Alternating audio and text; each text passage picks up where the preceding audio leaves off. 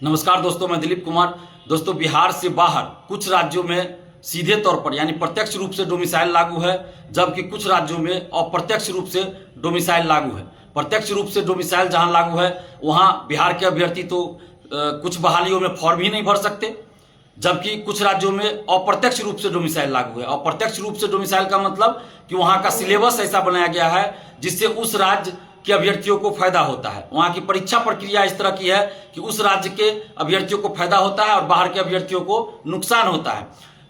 परीक्षा में उस राज्य से संबंधित प्रश्नों की संख्या ज्यादा होती है, जिससे उस राज्य के अभ्यर्थियों को फायदा होता है। और दूसरी तरफ बिहार में आप देखिए कि पूरा ओपन है।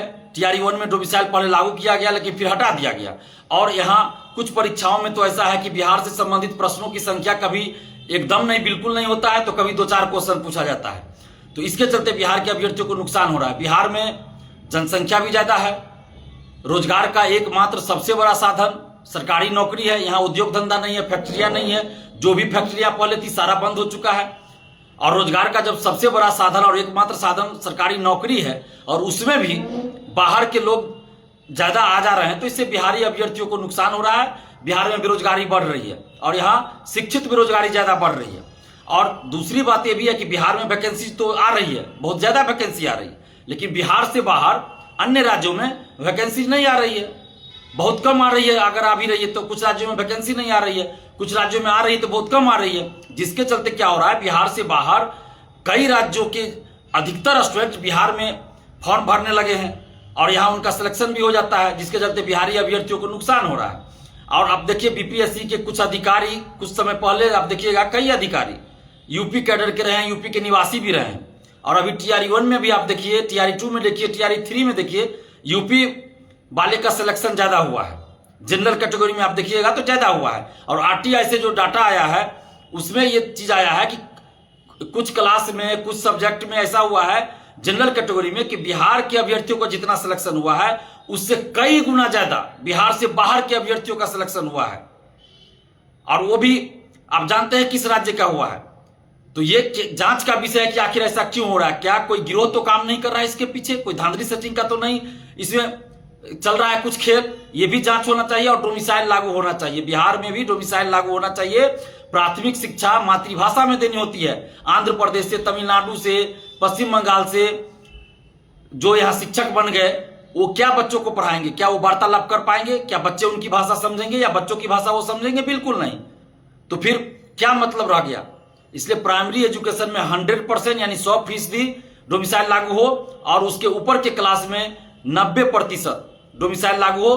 और इसके अलावे टीआरई में तो हो ही 90% डोमिसाइल, और इसके अलावे दरोगा, सिपाही बहाली, बीपीएससी, सिविल सेवा, बीएसएस एवं अन्य सभी सरकारी नौकरियों में 90% डोमिसाइल लागू हो, जिसमें सिर्फ और सिर्फ बिहारी अभ्यर्थियों का ही सिलेक्शन होगा। 90% सीट रिजर्व किया जाए और 10% सीट ओपन रखा जाए, जिसमें बिहार के अभ्यर्थी भी जा सकते हैं और बिहार से बाहर के अभ्यर्थी भी जा सकते हैं। तो इस तरह का डोमिसाइल प्रत्यक्ष रूप से लागू हो और साथ ही सिलेबस ऐसा बनाया जाए, परीक्षा की प्रक्रिया ऐसी बनाई जाए जिससे बिहारी अभ्यर्थियों को ज्यादा से ज्यादा फायदा हो, बिहार से संबंधित क्वेश्चन पूछा जाए। अभी आप देखिए दरोगा, सिपाही बहाली हो, बीएसएससी हो या कभी कभी बीपीएससी सिविल सेवा में भी बिहार से संबंधित प्रश्नों की संख्या 2-4 ही रहती है। तो और बिहार से बाहर कई राज्यों में आप देखिएगा कि अलग से एक पेपर दिया जाता है जिसमें उस राज्य से संबंधित क्वेश्चन ही पूछे जाते हैं, तो उस राज्य के अभ्यर्थियों को फायदा होता है। तो बिहार में भी बिहार से संबंधित प्रश्नों की संख्या ज्यादा हो, ऐसी व्यवस्था की जाए, ऐसी प्रक्रिया बनाई जाए, या अलग से एक पेपर दिया जाए जिसमें सिर्फ और सिर्फ बिहार से संबंधित 100 या 150 क्वेश्चन पूछा जाए। ताकि अगर बिहार को सही से नहीं जानेंगे, बिहार को सही से जानेंगे नहीं तो बिहार में नौकरी कैसे करेंगे और बिहार को इससे क्या फायदा होगा? जब बिहार के बारे में जानेंगे नहीं लोग जो नौकरी करेंगे तो बिहार को फायदा क्या होगा? इसलिए बिहार में नौकरी करना है तो बिहार के बारे में पहले अच्छे से जानना भी जरूरी है। तो इसलिए बिहार से संबंधित प्रश्नों की संख्या भी ज्यादा हो परीक्षा में। तो इस तरह प्रत्यक्ष और अप्रत्यक्ष दोनों रूप में बिहार में डोमिसाइल लागू किया जाए।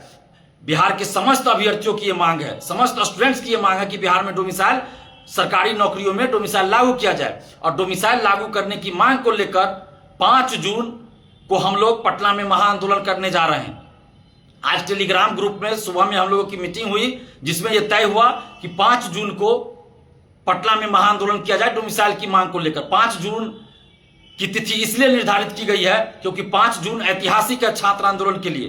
5 जून को संपूर्ण क्रांति दिवस मनाया जाता है और जेपी आंदोलन के रूप में जाना जाता है। जेपी आंदोलन दिवस कह लीजिए, संपूर्ण क्रांति दिवस 5 जून। और आप सब जानते हैं कि 5 जून को ही जेपी के नेतृत्व में छात्र आंदोलन हुआ था और उसी आंदोलन से उभरे हुए नेता लालू यादव जी, नीतीश कुमार जी, रविशंकर प्रसाद जी, सुशील कुमार मोदी जी, रामविलास पासवान जी एवं अन्य कई बड़े बड़े नेता रहे हैं। तो इसलिए वो ऐतिहासिक दिन है छात्र आंदोलन के लिए। तो इसलिए 5 जून को हम लोग पटना में एक महा आंदोलन करने जा रहे हैं डोमिसाइल की मांग को लेकर और सभी प्रतियोगी परीक्षाओं में पारदर्शिता लाई जाए इस मांग को लेकर। तो आप जितने भी बिहार के अभ्यर्थी हैं, बिहार के स्टूडेंट्स हैं, आप सभी से हम हाथ जोड़कर विनती करते हैं, आग्रह करते हैं कि ये अपने हक और अधिकार की लड़ाई है। अपने हक और अधिकार की लड़ाई के लिए 5 जून को सुबह 10 बजे आप पटना पहुंचिए। पटना में कहां पे आंदोलन होगा, गर्दनी बाग में होगा या कहीं और होगा, जहां भी होगा ये 2-4 दिन में जगह बता दिया जाएगा, लेकिन 5 जून को पटना में महाआंदोलन होगा। इसलिए आप लोग 5 जून को सुबह 10 बजे पटना जरूर पहुंचिए।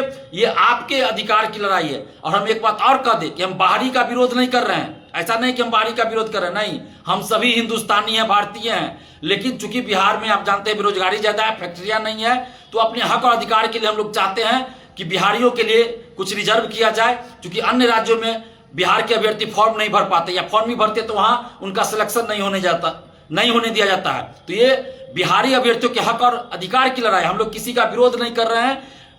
और बिहार में आप देखिएगा, बिहार से बाहर के आके हजारों अभ्यर्थी यहाँ कोचिंग करते हैं, यहाँ नौकरी करते हैं, लेकिन किन्हीं को कोई दिक्कत नहीं हो रही है और ना ही कोई दिक्कत होनी चाहिए।